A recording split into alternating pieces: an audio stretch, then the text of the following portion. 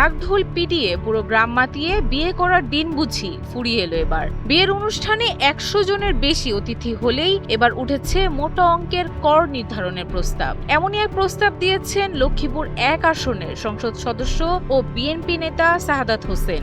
সম্প্রতি রাজধানীর সেগুনবাগিচায় ঢাকা রিপোর্টার্স ইউনিটিতে অনুষ্ঠিত জাতীয় বাজেট ২০২৬-২৭ শীর্ষক আলোচনা সভায় এমন প্রস্তাব দেন তিনি। মূলত অপ্রয়োজনীয় অপচয় রোধ করে নিত্য প্রয়োজনীয় পণ্যের দাম কমিয়ে আনতেই এমন প্রস্তাব দেন বিএনপির এই নেতা। বলেন, বর্তমানে বিয়ে ও সামাজিক অনুষ্ঠানে বিত্ত বৈভবের অশালীন প্রদর্শনের মাধ্যমে বিপুল অর্থের অপচয় হচ্ছে। বিশেষ করে গায়ে হলুদের অনুষ্ঠানের নাচের জন্য ১ মাস পর্যন্ত কোরিওগ্রাফির প্রশিক্ষণ নেওয়া হয় এবং এসব আয়োজনে ব্যাপক অর্থ ব্যয় করা হয়।